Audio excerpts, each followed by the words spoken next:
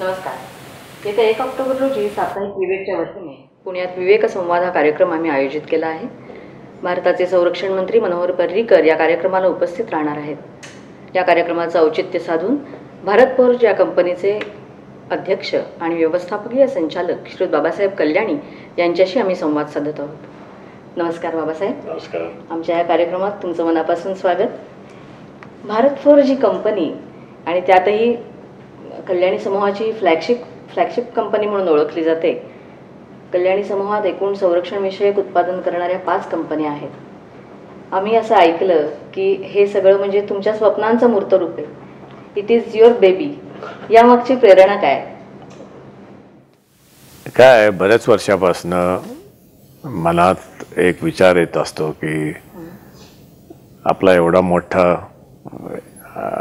भारत देश आहे, पण तरी संरक्षण क्षेत्राच्या उत्पादनामध्ये आपण फार मागे आहोत। आणि आमच्यासारखा जो लोहार कामाचा धंदा आहे, बेसिकली फोर्जिंग म्हणजे जुन्या काळातलं लोहार काम, त्याला ते आता फार सायंटिफिक झालेलं आहे, टेक्नॉलॉजी ओरिएंटेड झालेलं आहे, त्यात बऱ्या नव्या गोष्टी आलेल्या आहेत। तर जो एकेकाळी एक ज्याला आपण म्हणत होतो आर्ट प्रमाणाचा, it was more A art than a science, आता ही गोष्ट एक सायन्स झालेली आहे। आणि भारतात तरी ह्या इंडस्ट्रीला आर्टमधनं सायन्समध्ये कन्वर्ट करण्यात भारत फोर्जचा फार मोठा भाग आहे।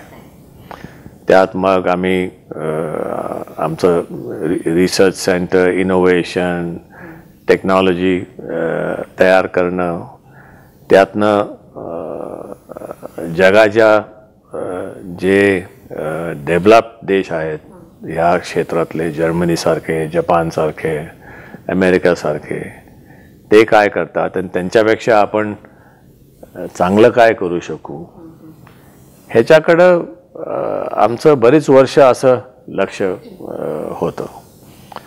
आणि ते सगळं बघून एक मनात जिद्द होते की आपण काहीतरी करून दाखवायला पाहिजे। आणि त्यावेळेला संरक्षण क्षेत्रातल्या उत्पादनाच्या मागं आम्ही नव्हतो, कारण त्यावेळेला सरकारचं धोरण संरक्षण क्षेत्राच्या उत्पादनासाठी प्रायव्हेट सेक्टरकडं अनुकूल नव्हतं।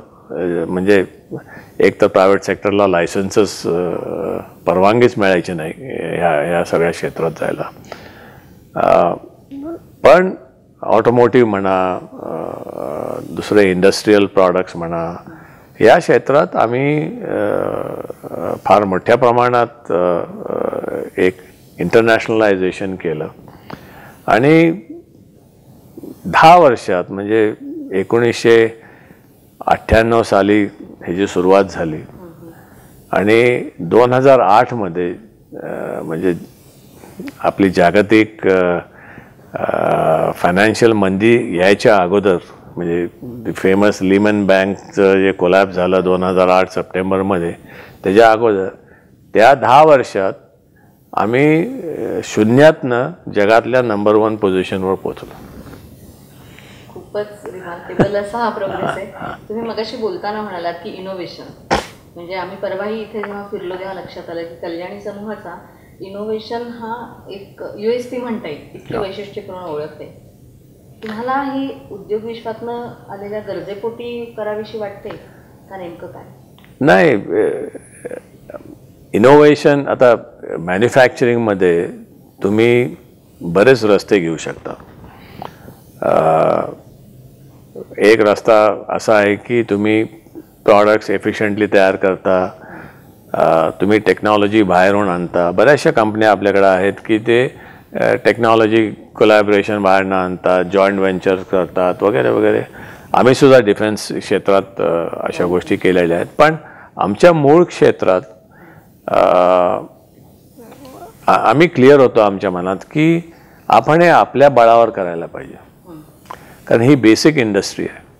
आणि बेसिक इंडस्ट्री जर एक देश समर्थ बनवायचा असला तर बेसिक इंडस्ट्री आपली पाहिजे. तुम्ही बाहेरनं बेसिक इंडस्ट्री आणली तर तुम्ही तुमचा देश समर्थ करू शकत नाही इंडस्ट्रियल ॲक्टिव्हिटीमध्ये. ते दुसरी लोक कंट्रोल करतात.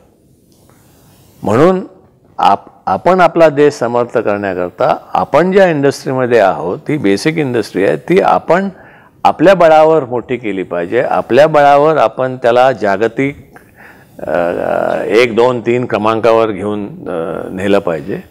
तर ते करण्यात आम्ही मोठ्या प्रमाणात यशस्वी झालो.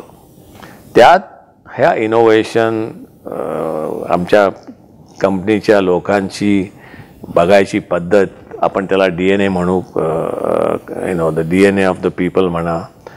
पण बेसिकली सगळ्यात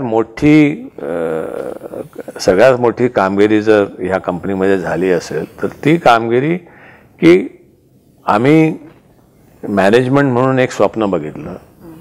ते स्वप्न आम्ही आमच्या 2-3 हजार असोसिएट जे आहेत त्याला ते आम्ही पटवून देऊ शकलो. मग ते पण आमच्यासारखी ही स्वप्न बघायला लागली. त्यातनं हा DNA निर्माण झाला. खूप छान सांगितलं तुम्ही की कारण हा DNA असल्याशिवाय या गोष्टी होत नाही. मग ते ॲस्पिरेशनल व्हायला लागलं. या सगळ्याला पाया आहे तो research and development. Research, development, training, education. त्याबद्दल थोडं विस्तार. आम्ही आता जवळजवळ 17-18 वर्ष म्हणजे हे आम्हाला क्लिअर होतं 1990 साली जेव्हा 91 साली जेव्हा भारताची अर्थव्यवस्था बदलली. डॉक्टर मनमोहन सिंग आणि प्राईम मिनिस्टर नरसिंह रावनी इकॉनॉमी ओपन केली. आणि जेव्हा इकॉनॉमी ओपन केली तेव्हा ओपन इकॉनॉमी झाल्यावर ऑपॉर्च्युनिटीज वाढल्या पण कॉम्पिटिशनही वाढलं. दोन्ही गोष्टी झाल्या. कारण सगळं सोपं व्हायला लागलं ना.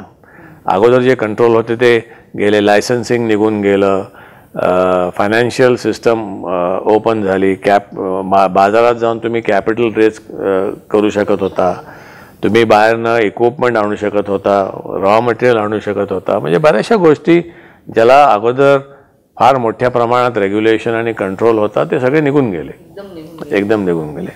त्यामुळं कॉम्पिटिशनही निर्माण झाली. आता कॉम्पिटिशन जेव्हा निर्माण झाली त्या कंपॅरेटिव्ह एन्व्हायरमेंटमध्ये आणि भारताची परिस्थिती बेसिक इंडस्ट्री किंवा कुठल्याही इंडस्ट्रीमध्ये पाश्चात्य देशापेक्षा आपण एक 20-30 वर्ष मागं होतो. टेक्नॉलॉजीमध्ये म्हणा किंवा अंडरस्टँडिंगमध्ये किंवा कुठल्याही गोष्टीचा आपण 20-30 वर्ष मागं होतो. तर हा गॅप आपण कसा थोड्या वेळात म्हणजे 10-15 वर्षात आपण हा गॅप कसा भरून काढायचा आणि आपण पुढं कसं जायचं या विचारानं आमच्या मनात विचार आला की आपण फक्त एकाच गोष्टीने हा गॅप भरून काढू शकू आणि ते म्हणजे एज्युकेशन. मोठ्या प्रमाणात आपण आपल्या लोकांना एज्युकेट करायला पाहिजे. मग आम्ही एज्युकेशन प्रोग्राम सुरू केले. पहिला प्रोग्राम होता की आमच्याकडं इंजिनियर कमी होते, बरेचसे म्हणजे एक्सपिरियन्स लोक होती पण दे वर नॉट इंजिनियर. ते ITI मधनं आलेले किंवा सायन्स ग्रॅज्युएट वगैरे होते पण इंजिनियर्स नव्हते. म्हणून आम्ही हा एक इंजिनिअरिंग 3 वर्षाचा इंजिनिअरिंग प्रोग्राम सुरू केला. तो आता मला वाटतं काहीतरी 15 वर्ष आम्ही चालवतोय. प्रत्येक वर्षी 40 लोक जातात आणि त्याला बरीच मेहनत करावी लागते कारण आम्ही त्यांना 1 दिवस ऑफ देतो. आणि ऑफकोर्स प्रोग्राम फ्री आहे. Birla institute of technology Pilani हा प्रोग्राम इथं चालवते आमच्या कॅम्पसमध्ये आणि त्यांची डिग्री देते. आणि त्यासाठी त्यांचं जसं IITचं एंट्रन्स एक्झाम असतं तसं सेम एंट्रन्स एक्झाम आमच्या लोकांना द्यायला लागतं. म्हणून ते कंपॅरेटिव्ह आहे. म्हणजे 40 लोकांच्यासाठी जवळजवळ 500 लोक अप्लाय करतात. तर हे जवळजवळ 14-15 वर्ष आम्ही करत आलो. त्यानंतर मग आम्हाला एक जाणवलं की ॲडव्हान्स मॅनेजमेंटमध्ये थोडी गॅप आहे. मग आम्ही वॉरिक युनिव्हर्सिटीकडे गेलो इंग्लंडमध्ये. वॉरिक युनिव्हर्सिटी ॲटलिस्ट युरोप आणि इंग्लंडमध्ये सगळ्यात अशी प्रख्यात म्हणून मॅन्युफॅक्चरिंग इंडस्ट्रीसाठी इंडस्ट्री आहे, मॅन्युफॅक्चरिंग टेक्नॉलॉजी. त्यांच्याकडनं आम्ही एक MS master of science program आम्ही इथं सुरू केला. त्यात आम्ही एक 20-25 आमचे एम्प्लॉईज, हे सगळे आमचे एम्प्लॉईज करतात, आम्ही सुरू केला. त्यातनं तो मला वाटतं एक 10 वर्ष हा प्रोग्राम चालू आहे. मग एक 7 वर्षापूर्वी आम्हाला जेव्हा वाटलं की आपल्याला रिसर्च आणि इनोव्हेशनसाठी R&D इंजिनियर्स पाहिजेत, सुरुवातीला आम्ही बाहेरनं R&D इंजिनियर आणण्याचा प्रयत्न केला, म्हणजे PhD म्हणा, मास्टर्स म्हणा, पण तो आमचा प्रयत्न फार सफल झाला नाही. म्हणजे it was not very effective. मग आम्ही ठरवलं की आपलेच एम्प्लॉईज आहेत ज्यांना आपल्या प्रोडक्शनचं ज्ञान आहे, आमच्या प्रॉडक्टचं ज्ञान आहे, त्यांना का आपण R&D इंजिनियर्स करत नाही. त्यासाठी मग आम्ही IIT पवईकडे गेलो आणि आम्ही IIT पवईला सांगितलं की तुम्ही आमच्यासाठी एक स्पेशल MTech प्रोग्राम करा 2 वर्षाचा, पण तो भारत फोर्ससाठी पाहिजे, कारण आम्हाला हे सब्जेक्ट्स पाहिजेत. तुमचा स्टँडर्ड प्रोग्राम आम्हाला नको आहे, आम्हाला स्पेसिफिक सब्जेक्ट्स पाहिजेत जे आम्हाला लागतात, म्हणजे मटेरियल्स, मेटलर्जी वगैरे, कम्प्युटेशनल मॅथमॅटिक्स. कारण आम्ही बऱ्याचशा गोष्टी इथं कम्प्युटेशनल बेसिसनी करत असतो. तर त्यांनी एक वर्षाच्या चर्चेनंतर दे अग्रीड आणि त्यांनी हा प्रोग्राम सुरू केला. तर सर्वात सुंदर गोष्ट म्हणजे आता ह्या प्रोग्राम जवळजवळ 7 वर्ष चालू आहे. 1 वर्ष सगळी लोक IITच्या कॅम्पसवर असतात आणि 1 वर्ष ते IIT प्रोफेसरच्या खाली लॅबोरेटरी प्रोजेक्ट्स, एक्सपेरिमेंट असे करत होतात आणि मग त्यांना IITची MTech डिग्री मिळते. आणि बऱ्याचशा ह्या आमच्या एम्प्लॉईजना, ते म्हणजे सम ऑफ देम आर, त्यांची 30-40 अशी वय आहेत, म्हणजे अशी यंग आहेत अशी नाही, बट दे आर इंटरेस्टेड. बऱ्याचशांना गोल्ड आणि सिल्वर मेडल्स मिळालेत IITमध्ये.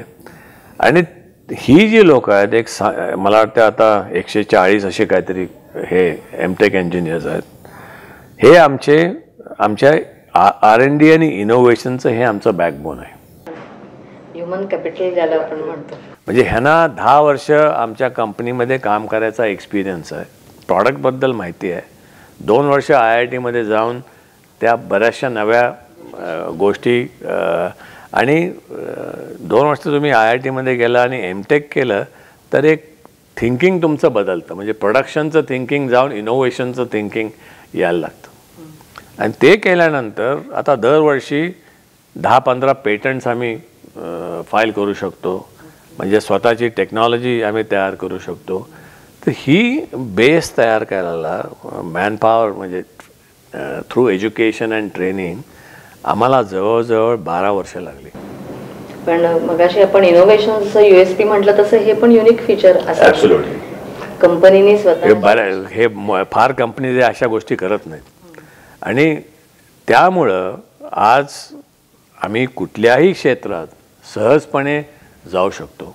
आणि डिफेन्स क्षेत्रात जाण्याचं एक कारण म्हणजे आमच्याकडं अशा प्रकारची लोकं होती की ज्यांना आम्ही म्हटलं की ओके, तुम्ही एक आर्टिलरी गन डिझाईन करा. ते आमची डिफेन्सची सुरुवात झाली आर्टिलरी गननी, कारण बोफर्सची बंदूक आपण घेतली तर 1984 साली.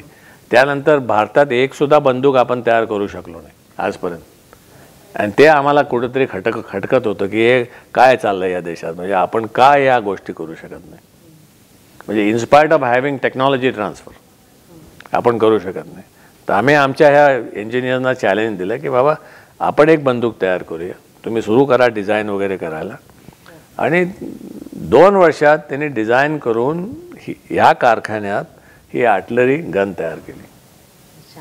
आणि त्याचं टेस्ट फायरिंग झालं काही महिन्यापूर्वी. It was 100% successful. तर ह्या अशा गोष्टी असतात, म्हणजे तुम्ही जर फाउंडेशन तयार केलं, शिक्षण देऊन, ट्रेनिंग देऊन, फॅसिलिटीज तुम्ही लोकांना दिल्या आणि मोकळीक दिली, म्हणजे सम एम्पॉवरमेंट ज्याला आपण म्हणतो, थोडं त्यांना काम करण्याचं स्वातंत्र्य, विचार करण्यासाठी, तर आपण बऱ्याचशा गोष्टी करू शकतो. आपला देश, आपली लोक कुठल्याही दुसऱ्या देशाच्या मागं नाही आहेत. तसं तुम्ही म्हणालात की इनोव्हेशन का, तर आपल्याला बाहेरच्या लोकांकडनं घ्यायचं नाही आहे संरक्षण क्षेत्राच्या बाबतीत. कसं आहे तुम्ही मग हा देश समर्थ कसा बांधणार? तर आता चीनसारखा देश आपला नेबर आहे, तो कुठल्या कुठे जाऊन पोचला आहे. त्यामुळे आता Bharat Forge from design to production याच्यात स्वयंपूर्ण होत आहे. मला वाटतं अलीकडेच 2015 मध्ये त्याची खऱ्या अर्थाने सुरुवात झाली. एकूणच आपल्याकडे आता संरक्षण क्षेत्रात 100% परकीय गुंतवणूक, 100% FDA असा निर्णय सरकारने घेतलेला आहे. तुम्हाला काय वाटतं, हा खरंच फायदेशीर आहे आणि यातनी काही राष्ट्रहिताला बाधा येईल का? नाही, सरकारचं धोरण फार चांगलं आहे. कारण सरकारचं धोरण एक तुम्ही एक वेगळ्या तऱ्हेने त्याचा विचार करायला पाहिजे. बेसिकली प्राईम मिनिस्टर मोदीजी काय म्हणतात की देशात गुंतवणूक वाढली पाहिजे. मग ती गुंतवणूक कुठनं काही येईना, कारण आपण फार मॅन्युफॅक्चरिंगमध्ये आपण फार खालच्या लेवलला आहोत. ही लेवल फार मोठ्या प्रमाणात आपण वाढवली पाहिजे. तर ही गुंतवणूक कुठनंही आले तरी चालेल. आता जेव्हा समजा एक कारखाना आला की 100% परकीय गुंतवणुकाचा कारखाना आला संरक्षण क्षेत्रात, पण त्याच्या बाजूला इंडियन एंटरप्रेनर्सनी सुद्धा स्वतःचा कारखाना घालायला पाहिजे ना. आता आमच्या क्षेत्रात ऑटोमोबाईल कंपोनंट्स म्हणा किंवा ऑटोमोबाईल क्षेत्रात ही पॉलिसी गेली 20 वर्ष आहे. गेली 20 वर्ष 100% परकीय गुंतवणुकाला परवानगी आहे. पण तरीसुद्धा भारत फोर्ज जगातला नंबर 1 फोर्जिंग कारखाना झाला ना. तर ही चॅलेंज आपण घेतली पाहिजे आणि आपल्या ताकदीवर आपण हे केलं पाहिजे. ठीक आहे, कॉम्पिटिशन वाढणार, उलटं ते देशासाठी चांगलं आहे. देशात गुंतवणूक जास्ती येणार आहे, कॉम्पिटिशन वाढणार आहे, टेक्नॉलॉजी येणार आहे, हे देशासाठी चांगलं आहे. पण त्याचा अर्थ असा नाही की आपण भारतीयाने किंवा भारतीय एंटरप्रेनर्स किंवा टेक्नोक्रॅट जे काय आहेत आपल्या देशात, त्यांनी असा नाही विचार केला पाहिजे की बाबा हे म्हणजे आमचं मार्केट हे घेऊन चाललेत. विचार असा केला पाहिजे की आम्ही ह्याच्यापेक्षा चांगलं कसं करू शकू.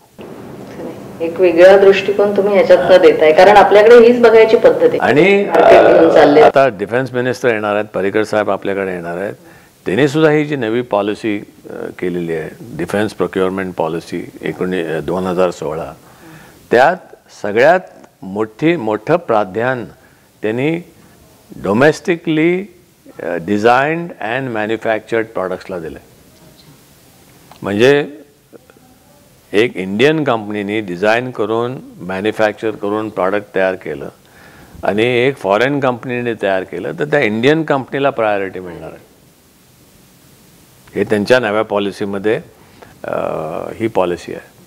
तर या चांगल्या गोष्टी आहेत. ह्यातनं कॉम्पिटिशन वाढेल, आपली केपेबिलिटी वाढेल, गुणवत्ता वाढेल आणि नव्या नव्या टेक्नॉलॉजी येतील. आपण पण शिकू ना, काय नव्या काय, आपल्याकडे सगळंच माहिती आहे असं काय नाही. जशी मेक इन इंडियाची एक घोषणा पंतप्रधानांनी केली, तुम्ही तर ती गेली काही वर्ष प्रत्यक्षात आणताय तुमच्या उद्योगात. तर केवळ मेक इन इंडियावर जागतिक दर्जाची उत्पादनं आपण बनवू शकतो असं तुमचा विश्वास आहे का? आणि आपल्याकडे याला लागणारे सगळ्या प्रकारचं तज्ञता आहे का? म्हणजे तुमच्या दुसऱ्या प्रश्नाचं उत्तर पहिल्यांदा देतो की भारतीय इंडस्ट्रियलिस्ट, टेक्नोक्रॅट्स त्यांच्याकडं ही क्षमता आहे की आपण एक जागतिक दर्जाचं उत्पादन इथं करू शकतो, मोस्ट कम्पेटिटिव्हली करू शकतो आणि सबन जगाला आपण सप्लाय करू शकतो. आता तुम्ही आमची कंपनी जर बघितली तर आज आम्ही आमच्या क्षेत्रात ऑटोमोबाईल क्षेत्रात जे गाड्या बनवतात, ट्रक्स बनवतात, त्यांना आम्ही इंजिनचे भाग देतो, म्हणजे क्रँकशाफ्टसारखे क्रिटिकल कंपोनंट्स. आज ट्रक क्रँकशाफ्टमध्ये आम्ही जगात जवळजवळ 50% आमचा मार्केट शेअर आहे.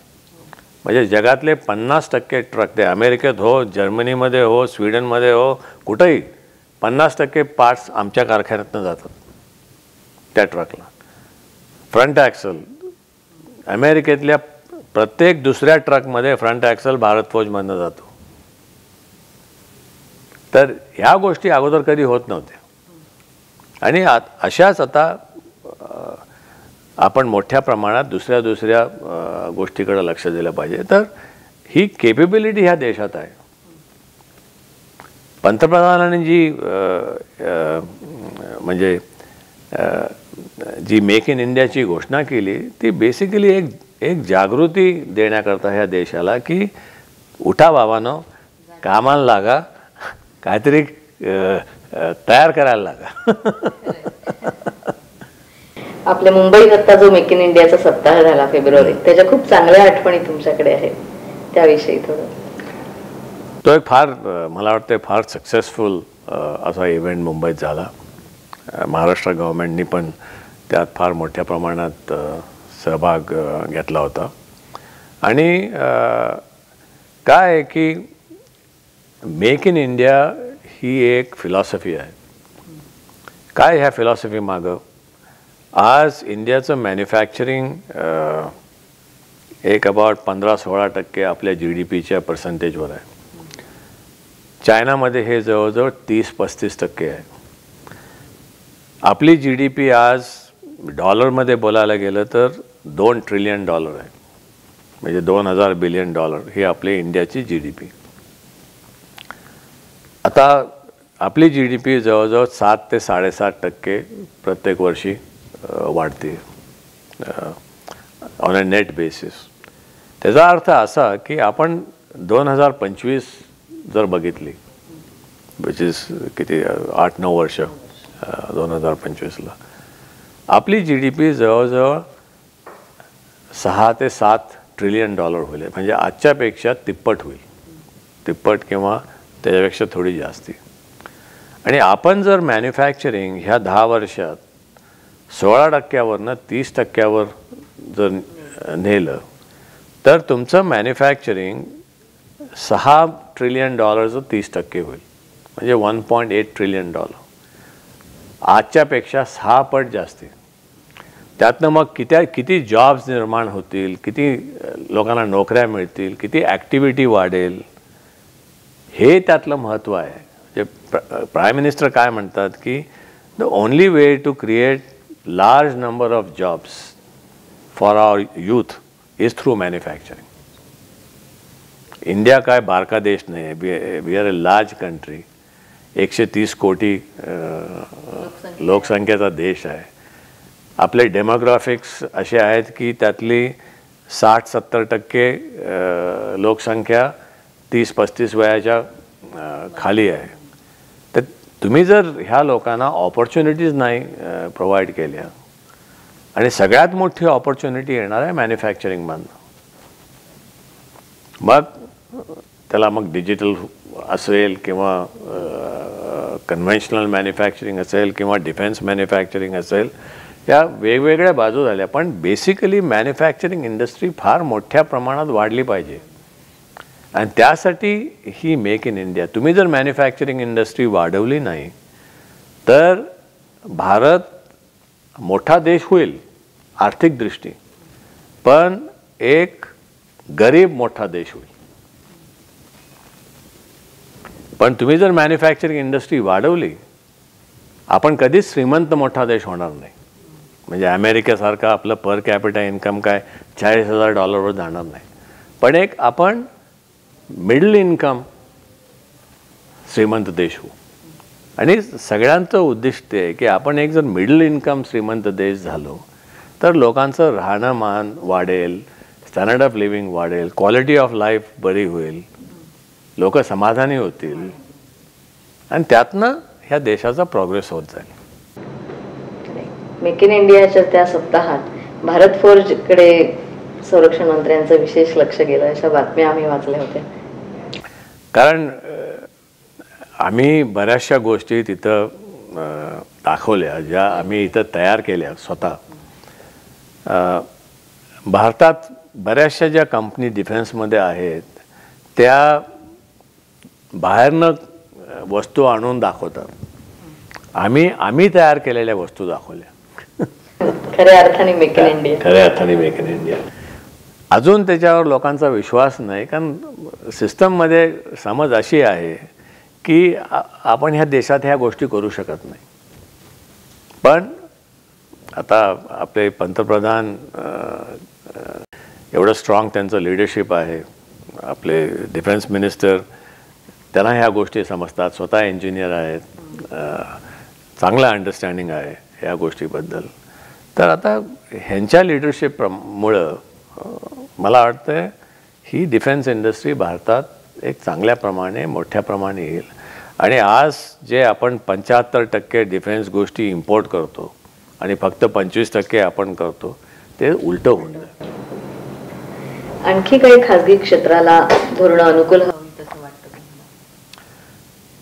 सगळ्यात मोठी अनुकूलता पाहिजे की ईज ऑफ डुईंग बिझनेस, जे पंतप्रधान पण सांगत आले. त्यांनी आता मला वाटते त्याच्यावर एक स्पर्धा त्यांनी सुरू केली की प्रत्येक 6 महिन्याला ते रिझल्ट छापून देणार आहेत प्रत्येक राष्ट्राचे, की तुमच्या महाराष्ट्राचं ईज ऑफ डुईंग बिझनेस इंडेक्स काय आला वगैरे. तर हा एक ह्या गोष्टी व्हायला पाहिजेत.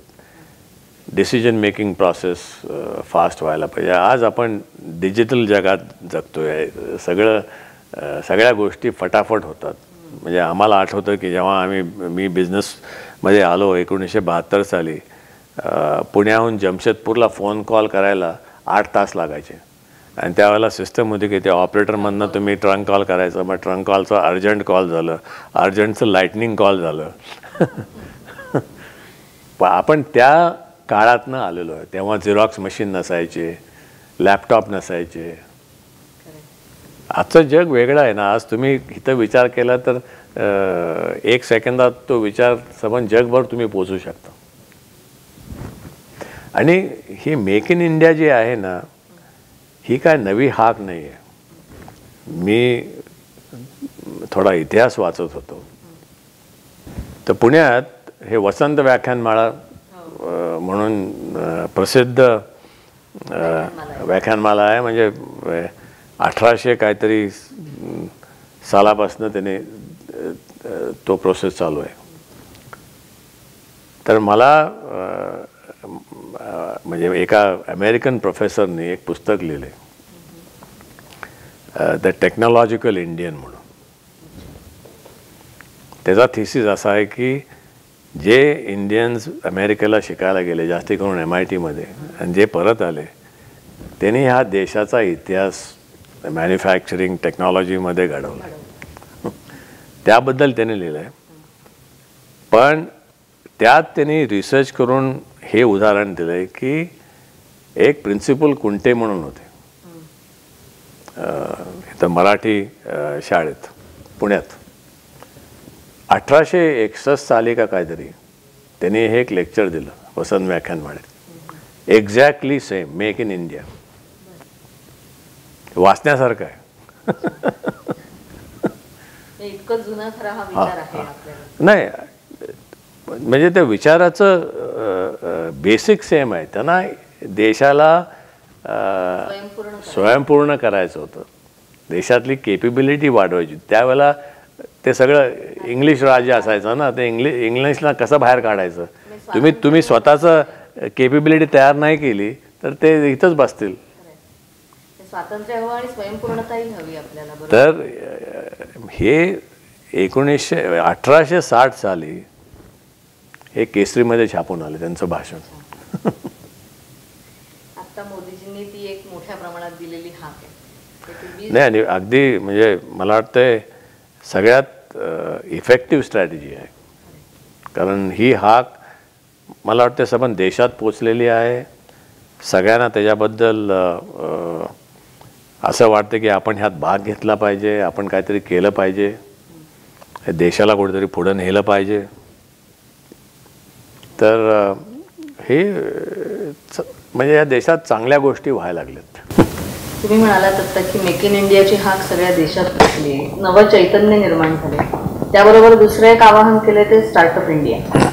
त्यामुळे अनेक तरुण उत्सुक आहेत. हो, स्टार्टअप इंडिया आहे, डिजिटल इंडिया आहे, हे स्मार्ट सिटी, हे सगळे जे प्रोग्रॅम्स आहेत, हे प्रोग्रॅम्स बेसिकली तुम्ही ह्या देशाला इकॉनॉमिकली आणि टेक्नॉलॉजिकली पुढं कसं नेऊ शकता. म्हणजे आपण म्हणतो की we are in the 21st century, पण खरं आपण 21st सेंचुरीमध्ये आहोत का आपण 18th सेंचुरीमध्ये आहोत त्याचा विचार करायला. हां. तर या नवीन उद्योगात येऊ इच्छिणाऱ्या तरुणांसाठी कल्याणी समूहाचे एक प्रमुख आणि त्यातही डिफेन्स क्षेत्रातले तज्ज्ञ तुम्ही काय संदेश द्याल मुलाखतीच्या शेवटी? नाही, मी नेहमी सांगत असतो जिथं मला कधी लोक बोलवतात बोलायला वगैरे, आणि स्पेशली महाराष्ट्रामध्ये प्रॉब्लेम काय आहे की आपल्या तरुण मंडळींना रिस्क घ्यायला नको वाटतं कधी पण.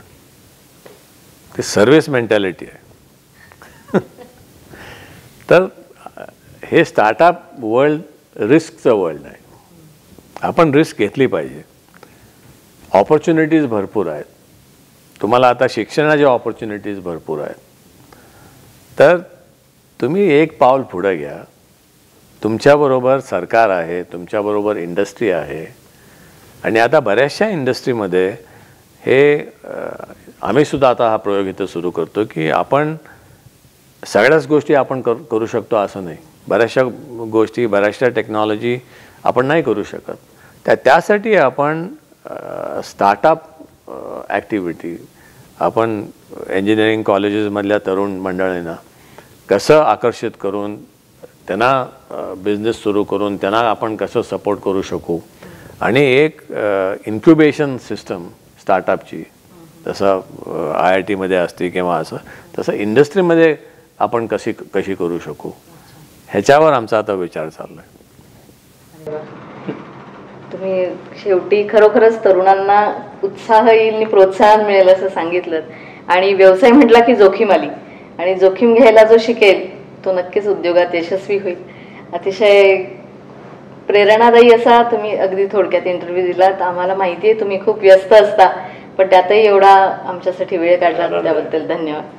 नमस्कार.